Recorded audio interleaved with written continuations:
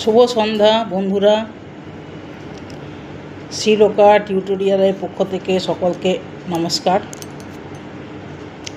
আজকে সানডে, রবিবারের সন্ধ্যা, তাই আজকে একটু অন্যরকম ভিডিও নিয়ে আপনাদের সামনে চলে এসেছি। আমার এই ভিডিওটা আজকে আপনারা সকলে অবশ্যই প্রথম থেকে শেষ পর্যন্ত দেখবেন, লাইক করবেন, শেয়ার করবেন। প্রথমে বলে রাখি যে আমার এটা একটা শিক্ষামূলক চ্যানেল। তা শিক্ষা তো শুধু এডুকেশনের মাধ্যমেই হয় না, শিক্ষা হয় আপনার সব দিক থেকেই। সামাজিক শিক্ষাও সামাজিক দিক থেকে অনেক শিক্ষার ব্যাপারগুলো আছে। তো সেই সমস্ত কিছু নিয়েই আমি এই ভিডিওগুলোতে আপনাদের সামনে তুলে ধরবো বা আলোকপাত করব। আজকে যে বিষয়টা নিয়ে আমি আলোকপাত করতে চাই সেটা হলো একটা খুব মর্মস্পর্শী ব্যাপার। সেটা আমি পরে আসছি, আগে আমি কিছু কথা আপনাদের সাথে শেয়ার করে নিই, কারণ আজকে তো রবিবার, একটু যাকে বলে আড্ডা দেওয়া ব্যাপার, আড্ডা ব্যাপার, তাই একটু অন্যরকম কথা, মানে অন্য কিছু একটু শেয়ার করে নিই। তো প্রতিদিন তো আমি কলেজ স্টুডেন্টদেরকে নিয়েই বেশিরভাগটা বলি, কিন্তু আজকে আর কলেজ স্টুডেন্টদেরকে নিয়ে কিছু বলছি না, কারণ আজকে রবিবার, তাই একটু আমি অন্যরকম ভিডিও শেয়ার করতে চলে এলাম। প্রথমে বলি রাখি যে আমার এই ভিডিওর ভাবনাটা বা এই ইউটিউবে চ্যানেল খোলার ভাবনাটা এলো কোথা থেকে। সেটা হলো যে দেখুন, আমি ছোট থেকেই একটু মানে প্রতিবাদ করতে চাই। কোনো কিছু দেখলে সে যেটা বিষয়টা যে কোনো হতে পারে, সে রাজনীতি হতে পারে, সমাজ হতে পারে, অর্থনীতি হতে পারে, যে কোনো ব্যাপারে আমার একটা প্রতিবাদ করার ইচ্ছে ভেতরে আর কি হতো। তা সে প্রতিবাদটা আমি করব কোথায়? প্রতিবাদ করার জন্য তো একটা প্ল্যাটফর্মের দরকার, কিন্তু আমার সেই প্ল্যাটফর্ম নেই, কারণ আমি তো কোনো নেতা মন্ত্রী আমলা এমপি এমএলএ নই। তাই আমার মঞ্চ বেঁধে কোটি কোটি টাকা খরচা করে সেখানে ভাষণ দেব, আর অডিয়েন্স আমার ভাষণ হাততালি দিয়ে শুনবে, সেটা তো আর কেউ হবে না। আমি একটা ছাপোষা অতি মধ্যবিত্ত পরিবার থেকে উঠে আসা একজন মানুষ। তাই আমি ঠিক করলাম যে কিভাবে প্রতিবাদ করা যায়।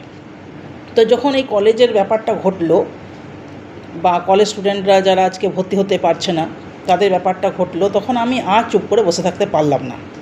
আমি ভাবলাম, না, আমাকে এবার প্রতিবাদ করতেই হবে। আমি জানি আমার একার প্রতিবাদে সমাজের কিছু যায় আসে না, কিন্তু তবুও অন্ততপক্ষে একটুখানি হলেও যদি আমি প্রতিবাদ করতে পারি, তাহলে আমি নিজেকে অন্ততপক্ষে ভাববো যে আমি তাদের হয়ে একটুখানি বলতে পেরেছি, বা আমার ভেতরে যে প্রতিবাদগুলো এতদিন ধরে মানে আসছিল, সেগুলো অন্ততপক্ষে আমি সবার সামনে তুলে ধরতে পেরেছি। তাই আমি এই ইউটিউব চ্যানেলটা খুলেছি। এই ইউটিউব চ্যানেলের মাধ্যমে আমি সেই প্রতিবাদগুলো করতে পারছি। তাই আমি আপনাদেরকে বলি, আমার এই ইউটিউব চ্যানেল দেখুন, আমি কোনো কিছুর প্রত্যাশী নই বা লোভী নই, ঠিক আছে? আমি চাই যে আমার এই ভিডিওগুলো আপনারা দেখুন এবং সেগুলো শেয়ার করুন। দেখুন, প্রতিটা মানুষই চায় যে সে যে প্রতিবাদগুলো করলো সেগুলো সবারই কাছে আদৌ পৌঁছালো কিনা, তার জন্য একটা লাইক তো আমার পাওনা হতেই পারে। আর শেয়ারটা কেন বলছি না, যে প্রতিবাদগুলো আমি করছি সেটা যাতে সব মানুষের মধ্যে ছড়িয়ে যায়। একটা ফাঁকা মাঠে যখন আমি বক্তৃতা দেব, তখন যেমন সেখানে বিভিন্ন স্তরের মানুষেরা তারা যেমন সেখানে থাকবে, এইটাও যেন সেরকমভাবে প্রতিটা মানুষের কাছে ছড়িয়ে যায়, সেই জন্যই কিন্তু আমার এই কথাগুলো বলা। তো আমি এখনও পর্যন্ত এসব ব্যাপারে খুবই কাঁচা, কারণ এখনও পর্যন্ত আমার কাছে সাউন্ড ভালো করার জন্য কোনো সিস্টেম আমার হাতে এখন এসে পৌঁছায়নি। তাই ভিডিওগুলো সাউন্ড হয়তো খুব একটা আপনাদের কাছে ক্লিয়ার হচ্ছে না, সেটার জন্য আমি আপনাদের কাছে মাপ চেয়ে নিচ্ছি, ক্ষমা চেয়ে নিচ্ছি। আমি খুব শীঘ্রই যাতে সাউন্ডটা আরও ভালোভাবে আপনাদের কাছে পৌঁছায়, সেজন্য যা ব্যবস্থা করার সেগুলো আমি আস্তে আস্তে করে করব। আমার এমনি তো কিছু নেই, কারণ আমি একজন সাধারণ কোচিং সেন্টারের প্রাইভেট টিউটর। তারপর আমি অনেক রোগে রোগী। আমার প্রতি মাসে মাসেই প্রায় 2000-3000 টাকা শুধু ওষুধপত্রেই চলে যায়। সুতরাং সেই সমস্ত কিছু মিটিয়ে সব কিছু অ্যারেঞ্জ করা আমার পক্ষে একটু চাপের, তাই আমি ধীরে ধীরে সব ব্যবস্থা করব। তা আমাকে এই ভিডিওগুলো বানাতে বিশেষ করে যে সাহায্য করে সে আর কেউ নয়, আমার ছেলে। সে ক্লাস 6-এ পড়ে। হ্যাঁ, আপনারা হয়তো বলবেন যে এখন থেকে ছেলেকে দিয়ে এসব পড়াচ্ছেন। আসলে ব্যাপারটা তা নয়। ও কম্পিউটার সম্পর্কে অনেক বেশি আমার থেকে এক্সপার্ট। কারণ ও কম্পিউটার শেখে, ফলে এই জিনিসগুলো ও খুব ভালোভাবে বোঝে বা জানে। তাই ওই আপনার সমস্ত কিছুটা করে, যেমন ভিডিওগুলো এডিট করা, আপলোড করা, যা যা করার ওই কিন্তু সব করে। আজকে আমি ওর সাথে আপনাদের পরিচয় করিয়ে দেব। বাবু, এসো একবার এখানে। আপনার সাথে পরিচয় করিয়ে দিই আর বলি যে অন্তপক্ষে ওর জন্য ওই আমাকে এই কাজটাতে যাকে বলে উৎসাহ দিয়েছিল যে মা তুমি এরকম করে করো, তাহলে দেখবে তুমি যে প্রতিবাদ করতে চাইছো বা যেগুলো বলতে চাইছো তুমি মানুষের সামনে সেগুলো তুলে ধরতে পারবে। তাই ও কিন্তু আমার প্রধান একটা যাকে বলে সাপোর্ট। তাই আপনারাও প্লিজ ওর জন্য অন্ততপক্ষে একটা লাইক অবশ্যই দেবেন এবং যত পারবেন এই ভিডিওটাকে শেয়ার করবেন।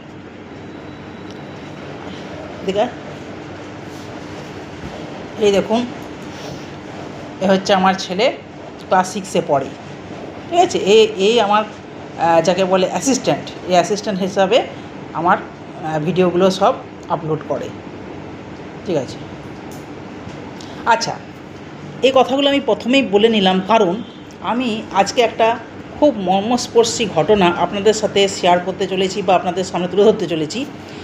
যে কারণে আমি প্রথমেই কথাগুলো বলে নিলাম, কেননা পরবর্তীকালে আমাদের সবারই ঘটনাটা শোনার পর সবারই এমনই অবস্থা হবে যে এই সমস্ত কথাগুলো পরে বলার আর কোনো জায়গা থাকবে না। তা সেটা হলো যে গত কয়েকদিন ধরে আমি ফেসবুকে একটা পোস্ট দেখছিলাম। ঠিক আছে, একজন বৃদ্ধ এবং একজন বৃদ্ধা তারা ফেসবুকে একটা পোস্ট করেছেন। সেটা হলো গিয়ে তাদের একমাত্র ছেলে তাদেরকে দেখাশোনা করছে না বা তাদেরকে বাসস্থান অন্য কিছুই তাদেরকে দিচ্ছে না। ফলে সেই ভদ্র লোক এবং ভদ্রমহিলা দুজনেই করজোড়ে সোশ্যাল মিডিয়ার সামনে তারা 3টে আর্জি রেখেছেন। একটা হচ্ছে এমন কোনো একটা জায়গার সন্ধান তাদেরকে দেওয়া যাতে করে তারা থাকতে পারেন এবং দুবেলা দুমুঠো অন্ন খেতে পারেন। আর একটা হচ্ছে কোনো মানে যাকে বলে সহৃদয় লয়ার তারা চাইছেন যারা তাদেরকে কোনো আইনি পরামর্শ দিতে পারেন। আরেকটা হচ্ছে যে কোনো মানুষ যদি তাদেরকে একটু আর্থিক সাহায্য করেন তাহলে তাদের একটু উপকার হয়। আসলে ভদ্রমহিলা মানে যিনি বৃদ্ধা তিনি একটু অসুস্থ, তা এই আর্জি তিনি রেখেছেন। এই যে ঘটনাটা আমি দেখলাম ফেসবুকে, হয়তো আপনারা অনেকেই ফেসবুক ইউজ করেন, ফলে অনেকেই দেখে থাকবেন। এই ঘটনাটা দেখার পর আমার সত্যি খুব যাকে বলে খারাপ লাগলো। আমি আগেই বলেছি, আপনাদেরকে বললাম যে আমি খুব অসুস্থ একজন মানুষ, আমারই নিজেরই 1000টা রোগ, ফলে আমি প্রতি মাসে প্রায় 2 থেকে 2500 টাকার ওষুধেই আমার চলে যায়। তাই আমার আর্থিকভাবে সাহায্য করাটা খুব মুশকিল, কিন্তু আমি এই বার্তাটা তো মানুষের মধ্যে ছড়িয়ে দিতে পারি। সেই জন্যই আমার বিশেষ করে আজকে রবিবারের দিন আমি এই ভিডিওটাকে করতে বসলাম। সেটা হলো যে দেখুন কীরকম আমাদের সমাজ, আমাদের রাষ্ট্রীয় ব্যবস্থা বলুন, আমাদের রাজ্যের ব্যবস্থা বলুন, দুটো মানুষ তারা একটু খাবারের জন্য, একটু থাকার জন্য করজোড়ে জনগণের কাছে আহ্বান জানাচ্ছেন। আপনারা চিন্তা করতে পারেন যে আমরা কোন সময়ে এসে বাস করছি, এই সময়ে এসে এই রকম একটা ঘটনা আমরা দেখতে পাবো। এটা কি আপনারা ভাবতে পারেন বা কেউ ভাবতে পারে? যেখানে যে রাজ্যে হাজার হাজার কোটি কোটি টাকা চুরি কাটমানি দুর্নীতিতে চলে যাচ্ছে, যেখানে হাজার হাজার কোটি কোটি টাকা রাজনৈতিক নেতা নেত্রীরা তাদের প্রচার পেছনে খরচা করছেন, মেলা খেলা ইত্যাদি নানা রকম কাজে তারা খরচা করছেন, একটা মঞ্চ সাজাতেই তাদের কয়েক কোটি টাকা খরচা হয়ে যায়। তারপর তো দুর্গাপুজোর এই যে 1,10,000 টাকা করে অনুদান, এটা তো আছেই।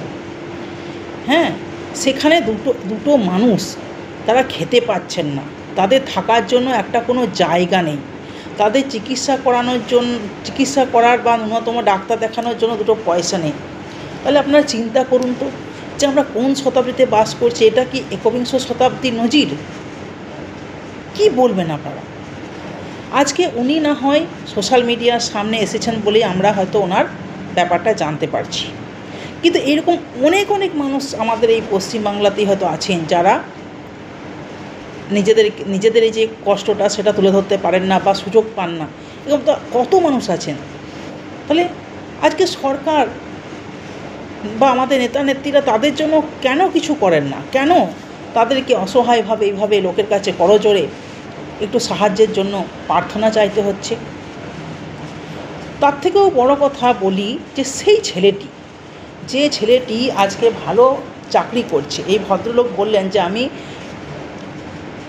খুব সাধারণ কাজ করে সংসার চালিয়েছি এবং ছেলেটিকে লেখাপড়া শিখিয়ে তাকে মানুষের মতো মানুষ করেছি এবং সে এখন ভালো চাকরি করে, ভালো তার রোজগার।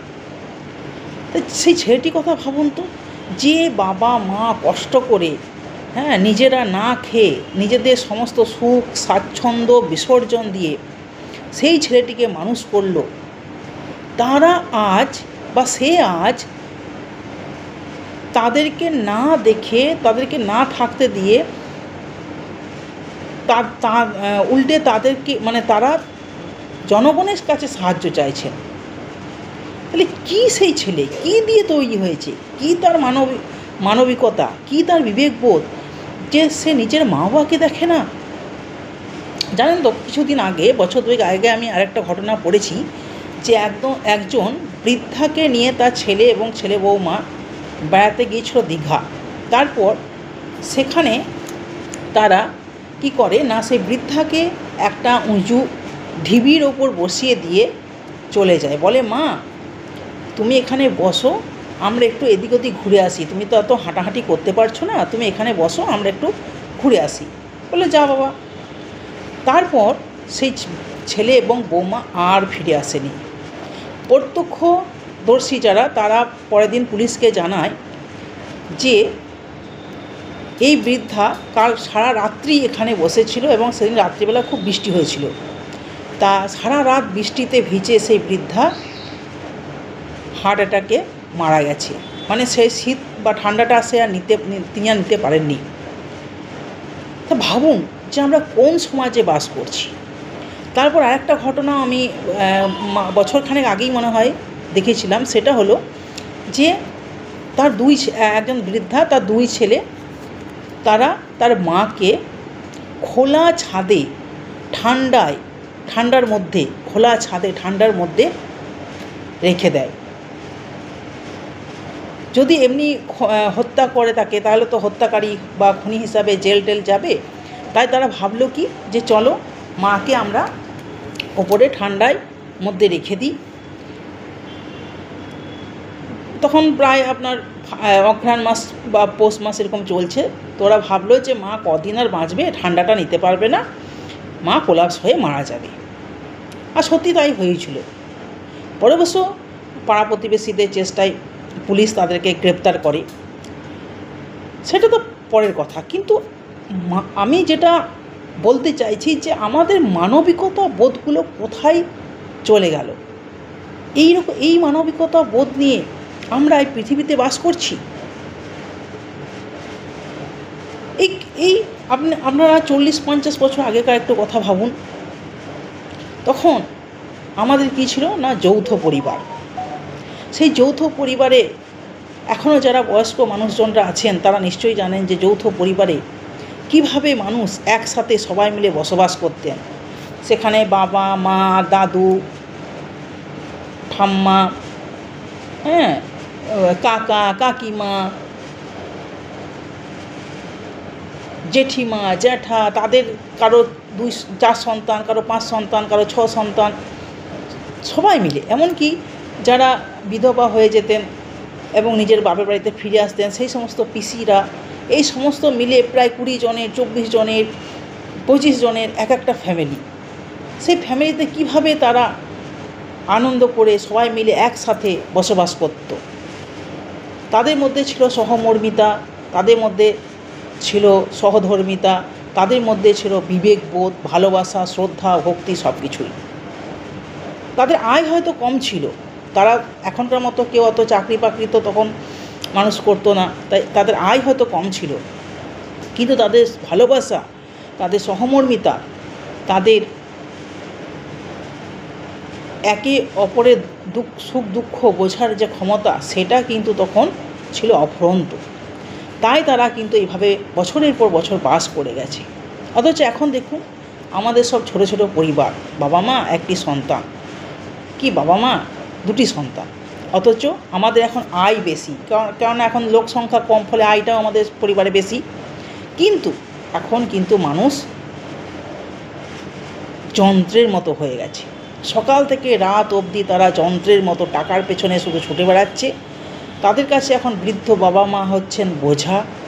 এই বোঝাকে যে কোনো উপায়ে কাঁধ থেকে নামাতে পারলেই হয়তো তাদের সমস্ত সমস্যা মিটে যাবে, এইরকম তারা একটা ভেবে নিয়েছেন। কিন্তু সে সময় কি সেটা ছিল? সে সময় যদি একজন ডাল ভাত খেত, তো অন্যজনও ডাল ভাত খেত। কার সন্তান কার কাছে মানুষ হয়ে যাচ্ছে তারা বুঝতেও পারতো না। এখন দেখুন, বাড়িতে ঠাকুমা, দাদু, হ্যাঁ, তাদের সাথে নাতি নাতনিদের যে বন্ডিং, সেটা প্রায় নেই বললেই চলে। আগেকার দিনে বা আমি ছোটোবেলায় দেখেছি যে ঠাকুমারা কি সুন্দর রূপকথার গল্প বলে নাতি নাতনিদেরকে ঘুম পাড়াতেন, তাদের সাথে সময় কাটাতেন এই সমস্ত গল্প বলে, এবং নাতি নাতিরা কি আনন্দের সাথে সেই সমস্ত গল্প শুনতো এবং তারা সে সমস্ত কিছু নিয়ে ভাবনা চিন্তা করত। কিন্তু এখন সে সমস্ত জিনিস আপনারা খুঁজেও পাবেন না। এখন কি হয়ে গেছে না, যন্ত্র নির্ভর। ছোট থেকেই বাচ্চারা মোবাইল, কম্পিউটার, গেমস এই সমস্ত নিয়ে তারা মেতে আছে, ফলে তাদের মনটাও তৈরি হচ্ছে যন্ত্রের মতো। তাই তারা দাদু ঠাকুমার মর্ম তারা বুঝতেও পারছে না, এবং কি তাদের বাবা মারাও তার মা বাবার গুরুত্ব বুঝতে পারছে না। আজকে ভাবুন আপনারা যে এই যে মানুষগুলোর কি অসহায় অবস্থা, কি করুণ অবস্থা, কি হৃদয় স্পর্শ করা, মানে হৃদয়কে স্পর্শ করে করার মতো অবস্থা। আমি একটা ঘটনার কথা বলি, আমার নিজের জীবনে এটা ঘটেছে যে মানুষকে কাউকে যদি এরকম একা কোথাও ছেড়ে দেওয়া হয় বা একা কাউকে কোথাও যদি বসিয়ে দেওয়া হয়, হ্যাঁ, তারা তখন কীরকম একটা হয়ে যায়, সেটা আপনাদের কাছে আমি শেয়ার করছি। সেটা হলো, বছর 2 আগে আমি আমার নিজের মাকে নিয়ে পিজিতে দেখাতে নিয়ে গিয়েছিলাম। পিজি তো বিরাট বড় জায়গা, যা আপনারা সবাই জানেনই। আমার মা বয়স্ক মানুষ, তিনি চোখে ভালো করে দেখতে পান না, খুবই দুর্বল, এক পাও হাঁটতেও পারেন না। তো আমি ট্যাক্সি করে যখন পিজির দরজার সামনে ওনাকে নামালাম, তারপরে সেখানে কোনো ট্রলি আমি দেখতে পাচ্ছিলাম না, ফলে ওনাকে বললাম যে তুমি এখানে একটু দাঁড়াও, একটা ছাওয়া জায়গা যেখানে আপনার ওই কি বলে, যেটা আপনাদের ওই গেস্টরা বা যারা রোগীদের আত্মীয় পরিজন তারা যেখানে এসে ওয়েট করে, সেরকম একটা জায়গায় ওনাকে দাঁড় করালাম। বসার মতো জায়গাও ছিল না। বললাম তুমি একটু এখানে দাঁড়াও, আমি একটা ট্রলি নিয়ে এক্ষুনি আসছি বলে আমি ট্রলি আনতে একটু ভেতর দিকে গেলাম। তারপর একটা ট্রলি পেলাম, সে ট্রলিটা নিয়ে আমি আসছি, আমি আগে আসছি আর ট্রলিম্যানটা পেছন আসছি। তো আমি যখন তার কাছাকাছি, ধরুন তার থেকে কয়েক হাত দূরে, উনি তো আমাকে ওখান থেকে দেখতে পাচ্ছেন না, উনি যেহেতু চোখে ভালো দেখেন না, তাই আমাকে ঠিক কীরকমভাবে খুঁজছেন, মনে হচ্ছে যেন আমি হয়তো তাকে ছেড়ে দিয়ে চলে গেছি কোথাও, বা তাকে হয়তো আমি এখান থেকে নিয়ে যাব না। হ্যাঁ, তা সে কি অদ্ভুত তার মুখখানা, কত ভয়ার্ত, কত মানে কি বলবো আপনাদেরকে, আমি এটা ভাষায় বোঝাতে পারছি না যে তার মুখখানা যদি আপনারা দেখতেন। উনি মনে করেছেন, মানে আমার মা মনে করেছেন যে আমি হয়তো তাকে ছেড়ে দিয়ে চলে গেছি, আর হয়তো তাকে কোনো দিন এখান থেকে নিয়ে যাব না, এরকম একটা মনে হয়তো তিনি করেছেন। তাই কি ভয়ঙ্কর সেই মুখ দেখলে আমি না আস্তে আস্তে থমকে গেলাম। থমকে গিয়ে কিছুক্ষণ তার মুখটার দিকে চেয়ে রইলাম। আমার তখন মায়ায় 2 চোখে জল চলে এলো। আমি খুব তাড়াতাড়ি তারপর তার কাছে এসে বললাম, কী হয়েছে তোমার, কী হয়েছে? আমি কী ভাবছো আমি তোমাকে ছেড়ে চলে গেছি? না গো, আমি তো ট্রলি আনতে গিয়েছিলাম, তুমি তো হাঁটতে পারবে না, কোথায় গ্যাস্ট্রো বিভাগ, সেই বিভাগে তোমাকে নিয়ে যাবো কী করে, এতটা হাঁটা তুই তো পারবে না, তাই তোমার জন্য আমি ট্রলি আনতে গিয়েছিলাম, এই তো আমি চলে এসেছি। তখন সে আমাকে দেখে এসে তার মনের মধ্যে কী আনন্দ, তার 2 চোখ উদ্ভাসিত হয়ে উঠল। এটা আমার নিজের জীবনের ঘটনা, তাই আপনাদের সাথে আমি শেয়ার করলাম যে দেখুন, এইরকম তো হয় ওনাদের সাথেও, যাদেরকে আজকে ধরুন কোথাও কেউ ছেড়ে দিয়ে চলে গেছে, তারাও তো সন্তানের জন্য এইভাবেই ব্যাকুল হয়ে ওঠে, বা আত্মীয় পরিজনের জন্য এরকম ব্যাকুল হয়ে ওঠে। তো তাদের কি কষ্ট বলুন তো। আমি তো না হলে আমার মাকে আমি ফেলে আসিনি, আমি তাকে কিছুক্ষণের জন্য দাঁড় করিয়ে রেখে এসেছিলাম, কিন্তু যারা এরকমভাবে ফেলে চলে গেছে, আর কোনো দিন তারা আসবে না, আর কোনো দিন তারা দেখতে পাবে না। ওই যে ভদ্রমহিলা, যিনি ওই একজন দীঘাতে বেড়াতে গিয়ে বললাম, সেই ঘটনাটার কথা ভাবুন তো। সেই ভদ্রমহিলা কী মনকষ্ট নিয়ে তিনি মারা গেছেন।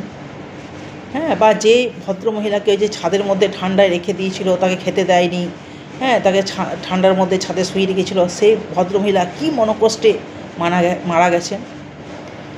তাহলে এই সমস্ত ছেলে মেয়েরা মা বাবার আশীর্বাদ তো পাওয়া দুরস্ত, তাদের যে কী পরিণতি হবে আমি নিজেও কল্পনা করতে পারি না।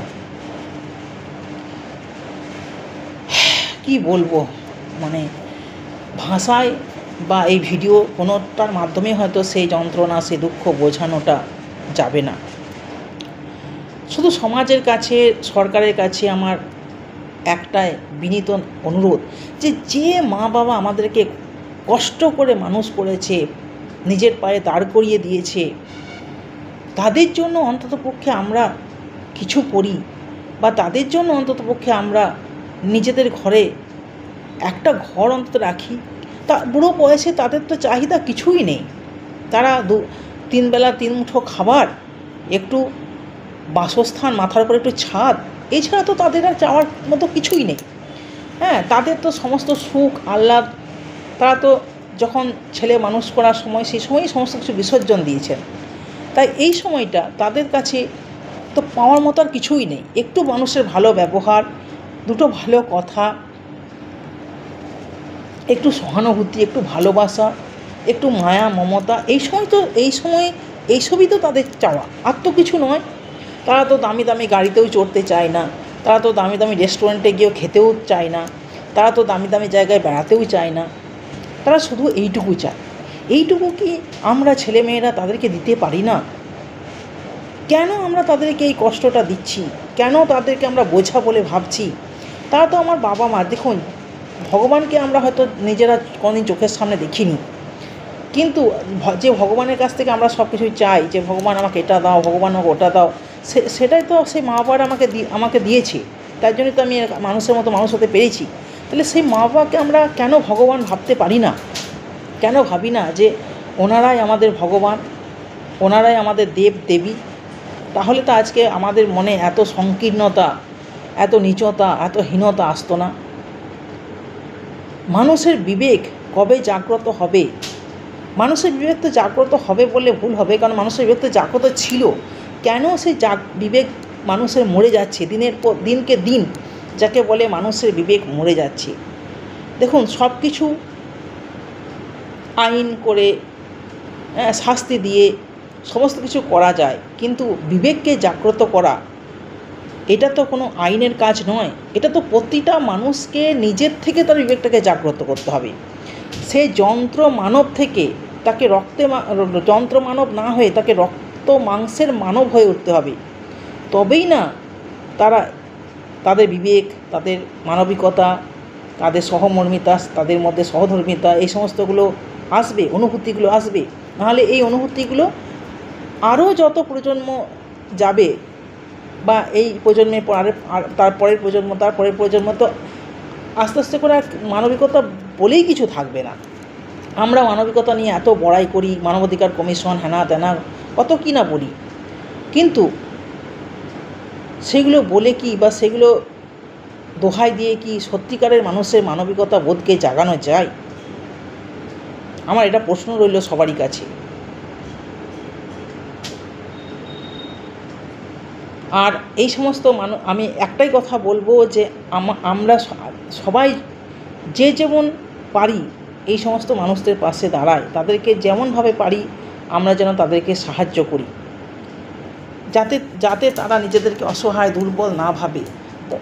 বলে না, বয়স হলে বৃদ্ধারা ছেলে মানুষই করেন, ছেলে মানুষ হয়ে যান। তাদের এই ছেলে মানুষটাকে আমরা যদি বাচ্চা সুলভভাবে নিই বা নিজের বাচ্চার মতো করে তাদেরকে যদি আমরা লালন পালন করি, তাতে ক্ষতি কী? আমাদের তো ক্ষতি কিছুই হবে না। তাই আসুন সবাই মিলে আমরা এই সমস্ত অসহায় দুর্বল মানুষদের পাশে দাঁড়াই, এবং আমার এই বার্তা যাতে সমস্ত মানুষের কাছে ছড়িয়ে পড়ে, তার জন্য এই ভিডিওটা অবশ্যই আপনারা যত পারবেন শেয়ার করবেন, লাইক করবেন, আর প্রতিটা মানুষের কাছে এই বার্তাটা পৌঁছে দেবেন। আমি আজকে সমাজের কাছে এই বিষয়ে প্রতিবাদটা জানালাম যে আপনারা প্লিজ আপনাদের মা বাবার সাথে এইরকম ব্যবহার করবেন না। তাদেরকে শেষ বয়সটা অন্ততপক্ষে আনন্দে সুখে কাটাতে দিন, তাদেরকে একটু ভালো থাকতে দিন, তাদেরকে একটু ভালোবাসুন, তাদেরকে তাদের নাতনিদের সাথে কাটাতে দিন।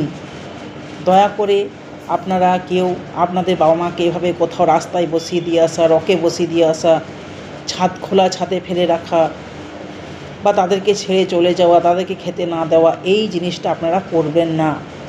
আইন আদালত করে সব কিছু হয় না। নিজেদের মধ্যে যে বিবেকগুলো আছে সেগুলোকে জাগ্রত করুন। বিবেক জাগ্রত না করলে এই সমস্যার সমাধান হবে না। সমস্ত মানুষের বিবেককে জাগ্রত করুন, যাতে করে এই রকম ঘটনা সমাজ থেকে যত দ্রুত সম্ভব বন্ধ করা যায়।